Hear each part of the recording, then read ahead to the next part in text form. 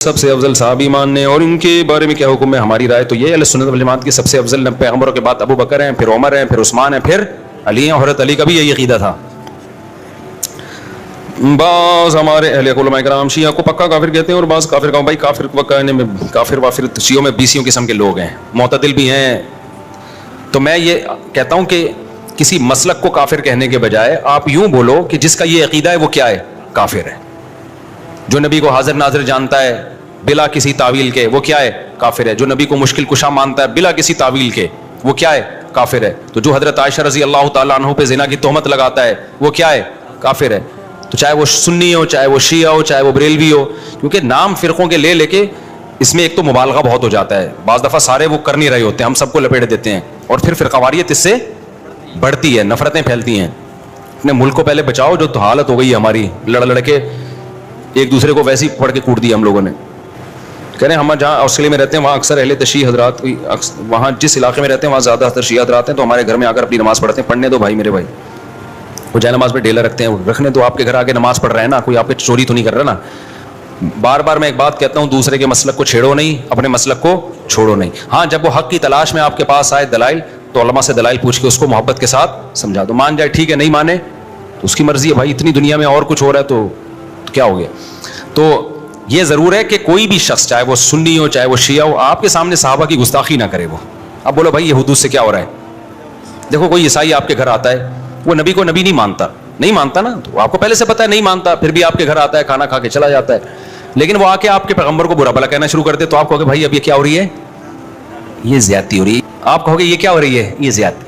تو کوئی بھی شخص آئے آپ کے سامنے سیدنا معاویہ کو برا بھلا کہنا شروع کر دے، حضرت ابو سفیان کو، ابو بکر کو، حضرت عائشہ کو، آپ بولیں بھائی آپ آئیں اپنی نماز پڑھیں، آپ کا ایک مسلک ہے، ایک فقہ ہے، آپ اس طریقے سے پڑھیں، ہم نے منع نہیں کیا آپ کو. میں تو یہاں تو شیعہ لوگوں کہتا ہوں، اور آئے بھی ہیں بہت سارے مسجدوں میں، بیان بھی سنتے ہیں. ایک دن کسی جذباتی نے پکڑ لیا کہ شیعہ ہے نکالو. میں نے کہا تو مجھے بہت غصہ ہے. میں نے کہا کس بیس پہ نکال رہے ہو بھائی؟ آپ مجھ سے پوچھے بغیر آپ یہ کام کر رہے ہو. تو یہ بدتمیز ہر جگہ پر ہوتے ہیں.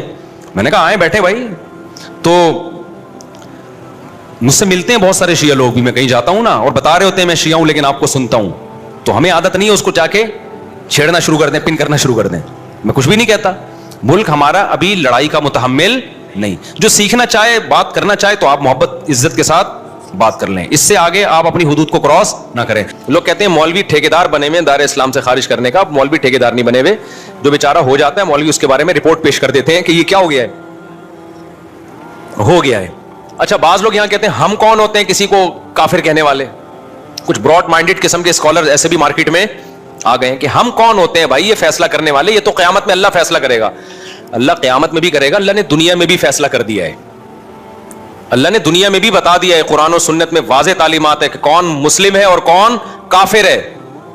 لہذا یہ فیصلہ کہ ہم کون ہوتے ہیں، ہم واقعی نہیں ہوتے، لیکن اللہ تو ہوتا ہے نا یہ فیصلہ کرنے والا. تو جو اللہ نے فیصلہ کیا وہ ہم پبلک کو بتا دیتے ہیں کہ یہ دلیل ہے اور یہ اللہ کا فیصلہ ہے. ہاں دلیل غلط ہو پھر آپ کہیں کہ یار دلیل صحیح نہیں دے رہے آپ، تو یہ بالکل غلط ہے. ہم واقعی کسی کو کافر کہنے والے نہیں ہوتے، لیکن اللہ تو ہوتا ہے نا. تو اللہ رسول نے جس کو کافر کہا ہو ہم اس کو کافر بتا دیتے ہیں. بناتے ہمارے یہاں کوئی فیکٹری نہیں ہے کافر بنانے کی. کوشش ہماری یہی ہوتی ہے کہ مسلمان بنائیں. ہم جو ہو جاتا ہے اس کو بتاتے ہیں بھائی اس کا اسلام سے تعلق نہیں ہے. اچھا بعض لوگ کیا کرتے ہیں کہ براڈ مائنڈڈ اتنے بنتے ہیں کہ کسی کو کافر نہ کہو، کسی کو غیر مسلم نہ کہو. ٹھیک ہے کافر کا لفظ ذرا سخت ہے تو آپ غیر مسلم کہہ دیں. جب غیر مسلم کو بھی آپ کافر کہتے ہیں نا تو اس کو چڑ ہوتی ہے اس سے. تو کسی کو ہمیں طنز کرنا تو شریعت میں پسندیدہ نہیں ہے نا. تو اس کے لیے آپ اس کو کافر نہ کہیں، غیر مسلم کہہ دیں. یہ ہلکا لفظ ہے. اس پہ وہ تو خود مانتا ہے کہ میں مسلم تھوڑی ہوں.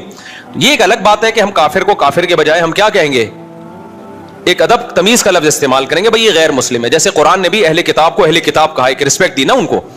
لیکن یہ تو نہیں کہا کہ یہ مسلم ہے، یہ تو نہیں کہا نا. اتنی رسپیکٹ تھوڑی دینی ہے کہ ہم افورڈ ہی نہ کر سکیں. بھائی آپ پیار سے کسی کو بیٹا کہہ دو، اس نے کہا نادرا میں بھی میرا نام ڈال دو. آپ نے کہا بھائی اتنی رسپیکٹ دوں گا جو میں افورڈ، ہاں اتنی نہیں ہوتی کہ آپ کو سگے بچوں میں اور محلے کے بچوں میں فرق ہی ختم ہو جائے. ایسا تو اپنے بچوں کے ساتھ تو ہی نہیں ہے. تو اللہ نے اسلام کا ایک دائرہ رکھا ہے. اگر آپ ہر شخص کو اس اسلام کے دائرے میں لے آؤ گے تو مسلم غیر مسلم کی جو باؤنڈری ہے وہ کیا ہو جائے گی، ختم. اور اللہ یہ باؤنڈری کو قائم رکھا ہے، قیامت تک رہے گی. یہ فرق ہے اللہ کے ہاں، اس میں اس کے شرعی احکام ہے. تو غیر مسلم کا ذبیحہ حلال نہیں ہے سوائے یہودی عیسائی کے.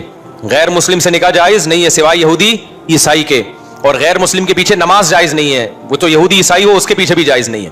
سمجھتے ہو کہ نہیں سمجھتے؟ تو یہودی عیسائی ایسے غیر مسلم ہے کہ ان کو اللہ نے 2 پروٹوکول دے دیے کہ ان کی عورت سے نکاح کر سکتے ہیں, ان کے مرد سے نہیں ہو سکتا. نمبر 2, وہ جب جانور ذبح کریں گے تو وہ حلال ہے ہمارے لیے. یہ صرف عیسائی اور یہودی کو پروٹوکول دیا. مسلمانوں میں کوئی مشرک ہو جائے اس کو یہ پروٹوکول نہیں دیا, اس کی کوئی دلیل نہیں, کیونکہ وہ بڑا مجرم ہے نا, توحید میں پیدا ہو کے شرک کر رہا ہے. ارے عیسائی تو پیدا عیسائی گھرانے میں ہوا نا, اس کا جرم ہلکا ہے. مسلمان پیدا توحید میں ہوا, ہمیشہ ایاک نعبد و ایاک نستعین پڑھتا ہے اور جاتا پھر مزاروں پہ سجدے کرتا ہے, تو یہ بڑا مجرم ہے. اس کا ذبیحہ حلال نہیں ہے, ایسی عورت سے نکاح جائز نہیں ہے. سمجھتے ہو؟ کیونکہ یہ ارتداد کے حکم میں ہے, مرتد کے حکم میں ہے. اب کیا مسئلہ ہے کہ یہ جو اسلام کے دائرے میں لوگوں نے کہا ہے کہ بھائی ہم نے جوڑ پیدا کرنے کے لیے اب ہر ایک کو ہم مسلم ہی سمجھیں گے یا سب کے پیچھے نماز جائز ہے, یہ بھی غلط ہے. بعض لوگ یہ کہتے ہیں نماز ہم تو بھائی ہر ایک کے پیچھے پڑھ لیتے ہیں, ہمیں اس سے کوئی غرض نہیں, ہم براڈ مائنڈیڈ لوگ ہیں. تو براڈ مائنڈیڈ بننے کی بھی ہمیں اتنی اجازت ہے جتنی شریعت نے اجازت بولو دی. نہ اتنے کڑوے بنو کہ لوگ تھوکنا شروع کر دیں, نہ اتنے میٹھے بنو کہ لوگ نگلنا شروع کر دیں. ہمارے ابا کا ملفوظ ہے یہ. وہ ہوا یہ تھا کہ ایک انٹی آ کے نا ہمارے گھر میں بیٹھی رہتی تھی 24 گھنٹے, ہماری والدہ کی دوست بن گئی تھی وہ. اب میری والدہ کی طبیعت میں سخاوت تھی, کھلاتی پلاتی بہت تھی, قرضے لے کے کھلاتی تھی. جب انتقال ہوا ہے تو ٹھیک ٹھاک قرضہ والدہ پہ چڑھا ہوا تھا, تو ان کی عادت تھی بس قرضے لے کے کھلاتے رہو. جو پیسے مانگنے آ رہے ان کو پیسے دے دیتی تھی. خرچہ کس کا ہو رہا تھا؟ ابا کا. ٹھیک ہے, ابا کو ڈر گیا یار اپنے خرچے پہ, چلو سخاوت اچھی ہوتی ہے. والدہ کے پاس اپنا خرچہ بھی ہوتا تھا, اس میں بھی کرتی تھی. تو اب کیا ہوتا تھا, ایک انٹی آگے ہمارے گھر میں بیٹھ گئی, وہ جا ہی نہیں رہی, ان کے مزے لگ گئے کہ یار فری پکڑ کا کھانا بھی آ رہا ہے, فری پکڑ کا. تو ہماری والدہ بھی پھر بڑی گپ شپ والی تھی, تو ابا نے 2-3 دن تو برداشت کیا. اس کے بعد ہمارے ابا ہماری والدہ کو لے کے بیٹھے, بولا بھائی انٹی کیا لگتی ہے آپ کی, 2-3 دن سے میں دیکھ رہا ہوں جب بھی گھر میں آؤ یہ بیٹھی ہوتی ہیں, تو ان کو بولو پتلی گلی سے نکلو بھائی, اپنے گھر جاؤ, یہ کوئی گھر بار نہیں ہے کیا. والدہ نے کہا اصل میں دیکھوں میں ان کو اب کیسے بولوں کہ آپ چلی جائیں, اب یہ آ جاتی ہے بیچاری, میں کیسے منع کروں. اس وقت میرے والد صاحب نے کہا بھائی وہ ہمیں نصیحت یاد رہ گئی, نہ اتنے میٹھے بنو کہ لوگ کھانا شروع کر دیں. آپ کے اخلاق اتنے اچھے ہو گئے, سارے محلے والے آپ کے گھر میں آ کے بیٹھ گئے جی, کہ مفتی صاحب تو کبھی نو کرتے ہی نہیں ہے نا, بھگاتے ہی نہیں ہے. اور نہ اتنے کڑوے بنو کہ لوگ آپ سے نفرت کرنا شروع کر دیں. کیا آپ نے مسافہ کرنا بھی چھوڑ دیا, دور سے جا رہا ہے تو آپ گالیاں دینا شروع کر دی, آپ نے دفعہ ہو یہاں سے تاکہ آئے نہیں قریب آپ کے. تو یہ میرے والد صاحب کے بڑے, اور والد صاحب تھے بھی پریکٹیکلی ایسے ہی تھے وہ, یعنی وہ عملی زندگی میں بھی اسی طرح ہی تھے. نہ اتنے میٹھے بنے کہ لوگوں نے کھانا شروع کر دیا, نہ اتنے کڑوے بنے کہ لوگ بھاگنا شروع ہو گئے, کہ نفرت کرنا شروع کر دی. تو یہاں بھی مذہب کے معاملے میں بھی ایسا ہے بھائی کہ ہم غیر مسلم کے معاملے میں نہ اتنے میٹھے بنیں گے کہ غیر مسلم کو بھی مسلم کہنا شروع کر دیں ہم, اور ہم کہیں جو شخص بھی اسلام کی طرف نسبت کر دے, کوئی ختم نبوت کا انکار کرے, ہم براڈ مائنڈیڈ بنے. کوئی بات نہیں یار, انکار ہی کیا ہے نا, اللہ خود پوچھ لے گا, یہ ہمارا مسلم بھائی ہے. کوئی کہے کہ نبی صلی اللہ علیہ وسلم عالم الغیب ہیں, مختار کل ہیں, مشکل کشا ہیں, کہ نہیں یار ہم کسی کو کافر نہیں کہہ سکتے, ہم سب کے پیچھے نماز پڑھ لیں گے. اس کا مطلب آپ اتنے میٹھے بن گئے ہو کہ اب لوگ آپ کو کھانا, اور آپ کو نہیں کھائیں گے, اسلام کو کھانا شروع کر دیں گے. توحید اور غیر توحید میں فرق کیا ہو جائے گا؟ ختم. جب سب کے پیچھے نماز ہوگی تو کل پھر اتنے براڈ مائنڈیڈ بنیں گے کہ ہندو بھی مسجد بنا کے کھڑا ہو جائے گا. ہندو کے پیچھے بھی ہو رہی ہے, پھر تو عیسائی کے پیچھے بھی ہو رہی ہے, پھر تو یہودی کے پیچھے بھی ہو رہی ہے, پھر تھوڑے دنوں میں مسجد اور مندر کے نام چینج ہو جائیں گے. مسجد کو لوگ پیار سے مندر کہیں گے, مندر کو لوگ پیار سے کیا کہیں گے؟ مسجد کہیں گے. یار ان چیزوں میں کچھ نہیں رکھا. جب علماء کہیں گے نا, کہتے ہیں براڈ مائنڈیڈ بنو, تو یہ براڈ مائنڈیڈ دیکھو, انگریز جو براڈ مائنڈیڈ آج بنا ہوا نا, ابا لیس ہو گیا. براڈ مائنڈیڈ ہونے کی وجہ سے وہ نا, تو اتنی جلدی نہیں ہوا ہے. شروع میں انہوں نے کیا کہا, پردے کو ختم کیا اپنی سوسائٹی سے. پھر انہوں نے نکاح کے نظام کو ختم کیا, girl friend boy friend system آیا. پھر ہوتے ہوتے ابا مارکیٹ سے آہستہ آہستہ شارٹ ہو گئے. پھر اتنے براڈ مائنڈیڈ بنے کہ لڑکی لڑکے کا فرق ختم, ہومو سیکچولیٹی کو, LGBT کے بعد کیو آیا, پھر کیو کے بعد بھی اتنی چیزیں آ گئی ہیں نا, پوری حروف تہجی انگلش کی ختم ہو جائے گی. LGBT کا مطلب لیسبین, اور یہ گائے ہے, اور یہ فلانا ہے, تو ڈمکانا ہے, تو اتنی قسم کی فیلنگز مارکیٹ میں آ گئی. ہر فیلنگ کو انہوں نے ایک الگ الفابیٹ کا نام دے دیا, تو زیڈ تک پہنچ جائیں گے. یہ سمجھ رہے ہو کہ نہیں سمجھ رہے؟ تو یہ براڈ مائنڈیڈ. تو مذہب کی بھی ایک میرے بھائی باؤنڈری ہے, اس سے آگے جانے نہ اس میں اتنے کڑوے بنے کہ ذرا سی باتوں پہ آپ لوگوں کو کافر کہنا شروع کر دیں. جیسے ایک مولوی صاحب تقریر کر رہے تھے کہ جو ٹی وی دیکھتا ہے وہ دائرہ اسلام سے خارج ہے. یہ تقریر سچی مچی کی بتا رہا ہوں, پرانی بات ہے. ہمارے استاذ کہتے ہیں میں بیان میں بیٹھا ہوا تھا, میں نے جا کے اس مولوی صاحب سے جلسے کے بعد پوچھا मौलवी साहब ये फतवा तो मार्केट में नया है कि जो टीवी देखता है वो दायरे इस्लाम से खारिज है, ये आपने कैसे कह दिया? तो मौलवी साहब कहते हैं मैंने एहतियातन कुफर का फतवा लगाया उसके ऊपर, मैंने एहतियातन कुफर का फतवा लगाया ताकि लोग टीवी से बचें। तो एहतियातन तो कुफर के फतवे से बचा जाता है, लगाया थोड़ी जाता है। समझ में नहीं आ रही बात? एक आदमी की बातों से आपको ऐसा लगता है कि ये मुशरिक है, लेकिन उसकी तावील हो सकती है, भाई हो सकता है इसका ये मतलब हो सकता है उसका ये मतलब हो। तो इस्लाम कहता है अच्छे मतलब को तरजीह दो आप, यानी किसी की बात के 100 मतलब निकलते हो, एक मतलब से लगता हो कि ये मुस्लिम है, 99 मतलब से लगता हो कि ये काफिर है, तो एक जो अच्छा मतलब है ना, आपने उसको तरजीह देके उसको दायरे इस्लाम से खारिज नहीं करना। समझते हो कि नहीं समझते? हत्तल इम्कान तावील करनी है उसकी। तो एहतियातन कुफर के फतवे से बचा जाता है, एहतियातन को कुफर का फतवा दिया नहीं जाता, तावील की जाती है। लेकिन एक मरहला ऐसा आता है कि आपके पास उसकी तावील का कोई ऑप्शन बचता ही नहीं। आप तावील कर रहे हो, सामने वाला कह रहा है मैं खुद इस तावील को नहीं मानता। जैसे बाज लोग कहते हैं कि नबी सल्लल्लाहु अलैहि वसल्लम मुश्किल कुशाएं, जब भी आपसे दुआ मांगो आप हाजत पूरी करते हैं, अल्लाह ने आपको इख्तियार दिए हैं। हम अब कुफर का फतवे से बचाने के लिए उनकी तावील करते हैं। असल में एक्चुअली इनका मतलब यह है कि जब हम नबी से मांगते हैं तो फरिश्ते हमारी पुकार नबी तक पहुंचाते हैं, फिर नबी सल्लल्लाहु अलैहि वसल्लम की बात फरिश्ते अल्लाह तक, या अल्लाह डायरेक्ट सुनता है, फिर अल्लाह ताला फरिश्तों को कहता है। तो इस तरह हम कि ये इसकी हाजत पूरी करो ना, तो शायद ये मतलब हो। वो कहते नहीं हमारा ये मतलब बिल्कुल भी नहीं है, हमारे नबी को ये इख्तियार दिया है। तो अब क्या तावील करेगा? भला ही तावील के अव्वल तो ये भी हम तावील जो कर रहे हैं इसकी भी तो कोई शरई दलील नहीं है ना। अल्लाह ने कहा डायरेक्ट किससे मांगो? मुझसे मांगो। लेकिन हम घुमा फिरा के उसको शिर्क से बचाने के लिए बहुत तावील करें। अगला कहे नहीं भाई ये आप खुद कर रहे हो, मैं तो इस बात को मानता हूं कि यहां से आप नबी को पुकारोगे, नबी वहीं से यहीं से बैठे बैठे हमारी पुकार सुनेंगे, और अल्लाह ने आपको ये खुद बखुद इख्तियारात दिए हुए, आप जो चाहे अपनी कब्र में बैठे बैठे कर सकते हैं, लोगों की हाजत पूरी कर सकते। अब इसका कोई मतलब मेरे भाई बनता नहीं है। फिर भी आपको दायरे इस्लाम में लाने का शौक है तो फिर तो ईसाई भी दायरे इस्लाम में। ईसाई तौहीद का लफ्जी तौर पे मुनकिर नहीं है, नबूवत का मुनकिर है, जबकि अल्लाह की नजर में तौहीद का मुनकिर नबूवत के मुनकिर से ज्यादा बड़ा मुजरिम है। समझता नहीं है ना बात को? अल्लाह के यहां तौहीद का इंकार करने वाला नबूवत के इंकार करने वाले से ज्यादा बड़ा मुजरिम है। तो शिर्क चाहे बुतों को खुदा के साथ शरीक करो चाहे पैगंबर को करो, अल्लाह की नजर में दोनों मुजरिम क्या हैं? बराबर के मुजरिम है। समझता है बात को?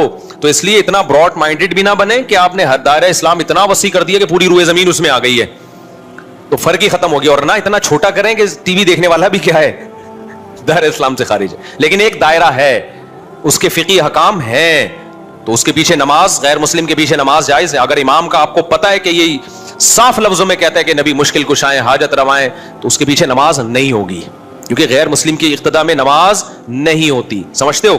बाज लोग कहते हैं हम नहीं पढ़ेंगे तो फितना होगा, तो फितने से बचने के लिए पढ़ लो, बाद में लौटा लो। ये ब्रॉड माइंडेड है। हम कहते हैं कड़वे ना बनो कि लोग थूकना शुरू करते हैं, वहां जा रहा है, उधर जमात हो रही, उधर अपनी अलग से नमाज पढ़ रहे हैं, तो पब्लिक पकड़ के कूट देगी तुम्हें। पब्लिक क्या करेगी? पकड़ के कूट देगी। और फिर आपको हक परस्ती का भी शौक है, आप लोग कह रहे हैं भाई हाँ इमाम के पीछे नहीं पढ़ रहे, कह रहे हैं इनके अकीदा शिरकिया है, यहां फितना फैलेगा, तू भाई छोड़ दे, अपनी नमाज पढ़, पतली गली से निकल, तू क्या आप क्या ठीक करेगा क्या अकीदा किसी का आके? देखो आज जो इत्तिफाक पैदा करने की कोशिश की जाए, मैं भी शिया सुन्नी लड़ाई का हरगिज कायल नहीं हूं, लेकिन इत्तिफाक की ऐसी कोशिश कि आपकी पहचान ही खत्म हो जाए, ये इत्तिफाक पायदार नहीं होता। इत्तिफाक का मतलब है लड़ो मत, बस एक दूसरे का एहतराम करो, मामलात एक दूसरे से साफ रखो, एक दूसरे को गाली गलोच मत दो, लड़ो मत, इतना इत्तिफाक हम भी मानते हैं। एक दफा मुझसे किसी ने कहा कि भाई मुसलमानों में इत्तिहाद पैदा करने के लिए जरूरी है कि हम सब एक दूसरे के पीछे नमाजें पढ़ें। समझ रहे हैं? यानी हर फिरके के पीछे नमाजें पढ़े। मैंने कहा ये इत्तिहाद की ये कोशिश पायदार नहीं है। अगर एक आदमी का ख्याल यह है कि ये जो नमाज पढ़ रहा है ये मेरी तहकीक के मुताबिक सही नहीं है, तो आप उसको जबरदस्ती मजबूर ना करें कि वो उसके पीछे नमाज पढ़े। जैसे हिंदू और मुसलमानों में अगर इत्तिहाद पैदा करना हो, मैं हिंदू मुसलमानों की मिसाल शिया सुन्नी पे फिट नहीं कर रहा है, खारजी मिसाल दे रहा हूं बिल्कुल। तो उसका एक तरीका तो यह है कि भाई लड़ो नहीं आपस में, वो मंदिर जाए और तुम कहां जाओ? मस्जिद जाओ। लेकिन आप ऐसे शुरू कर दें कि अगर हिंदू नमाज पढ़ाए तो मुसलमान उसके पीछे नमाज पढ़ लें, ऐसा नहीं होगा भाई, क्योंकि हमारी राय के मुताबिक फिर नमाज होगी नहीं। तो इसी तरह कोई मुसलमान नमाज पढ़ा रहा है मगर उसका फिक़ा यह कि वो बगैर वजू भी नमाज का कायल है, उसका फिरका यह कहता है, तो हम उसके पीछे पढ़ लेंगे? ہے بھائی, نہیں پڑھیں گے. ہم بولیں گے بھائی ہماری رائے کے مطابق آپ کی نماز نہیں ہو رہی. اگر آپ کا فقہ یہ کہتا ہے کہ بغیر وضو بھی ہو جاتی ہے تو ٹھیک, آپ پڑھتے نا, ہم آپ کو نہیں چھیڑ رہے, لیکن ہماری تحقیق یہ کہ نہیں ہوتی.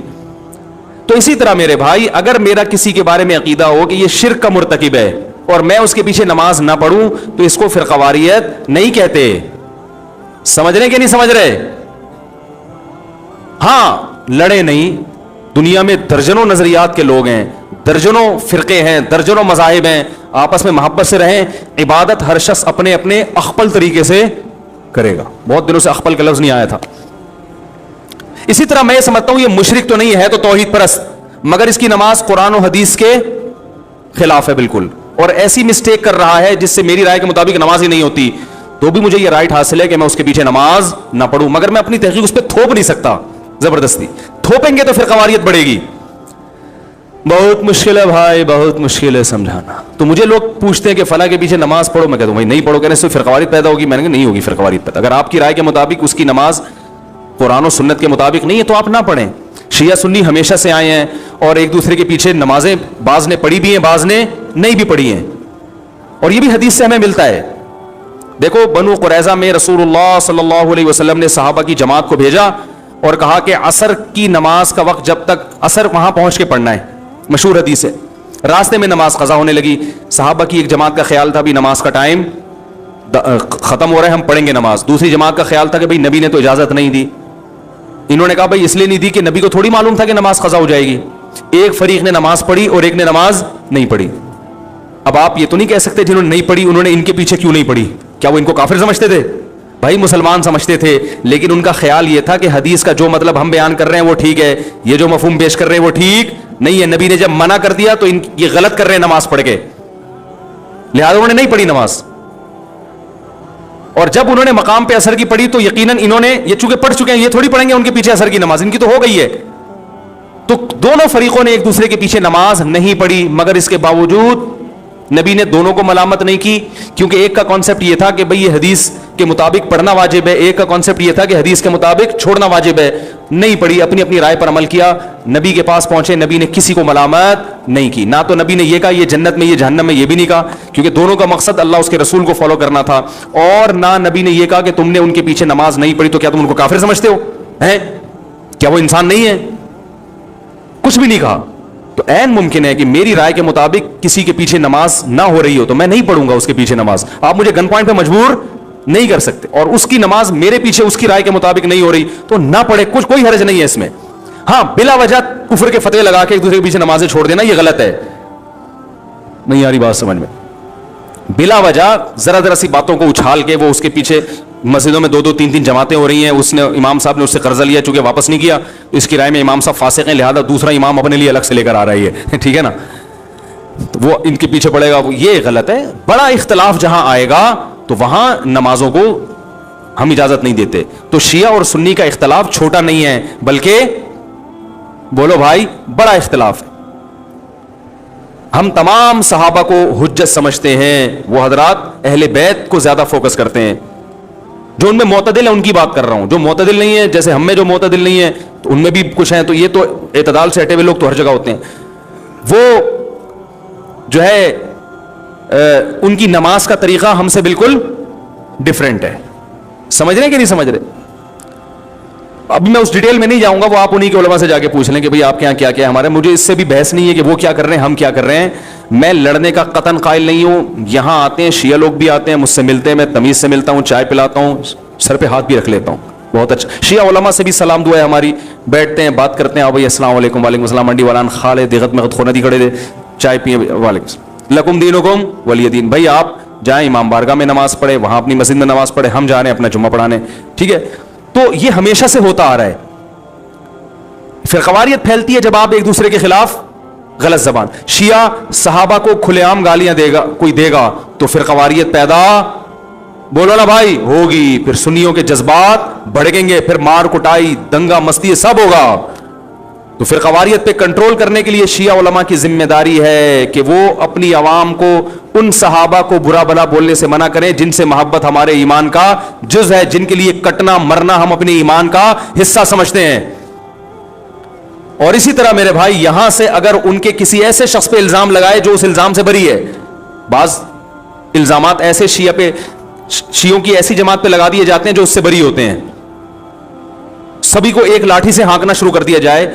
میں نے بھی شیعوں کا مطالعہ کیا ہے اور کچھ شیعہ لوگوں سے جب میں ملا ہوں تو مجھے ایک چیز کا اندازہ ہوا کہ سب شیعہ کے وہ نظریات نہیں ہوتے جو ہم پہلے سمجھا کرتے تھے، سارے ایک جیسے نہیں ہوتے. ان میں بعض حضرات ایسے ہیں جو صحابہ کرام کو مانتے ہیں، امی عائشہ کو جنتی مانتے ہیں، ان کو زانی معاذ اللہ قرار نہیں دیتے، الحمد سے لے کے والناس تک والے قرآن ہی کو قرآن مانتے ہیں. ان میں کچھ لوگ ایسے ہیں، یہ مشاہدے پر مبنی حقیقت ہے. بعض لوگ کہتے ہیں اس کو کیا پتا، مشاہدے سے بڑی کوئی دلیل نہیں ہوتی، ٹھیک ہے نا. بعض لوگ کہتے ہیں توریہ کر رہا ہے. بھائی ہم ظاہر کے مکلف ہیں. کوئی شیعہ اگر زبان سے کہہ دے کہ میں ابو بکر کو مانتا ہوں، حضرت عمر کو مانتا ہوں، حضرت عثمان کو مانتا ہوں، تو شریعت نے ہمیں حکم دیا ہے زبان کا اعتبار کرو، اس کے باطن کو اللہ کے حوالے کر دو.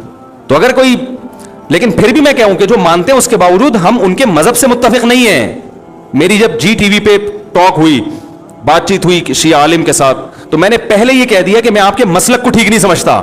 یعنی میں جو جوڑ کی بات کر رہا ہوں اس سے یہ کہیں نہ لوگ لے کے جائیں کہ میں شیعہ مذہب کو ہی درست سمجھتا ہوں. نہ میں نہیں سمجھتا.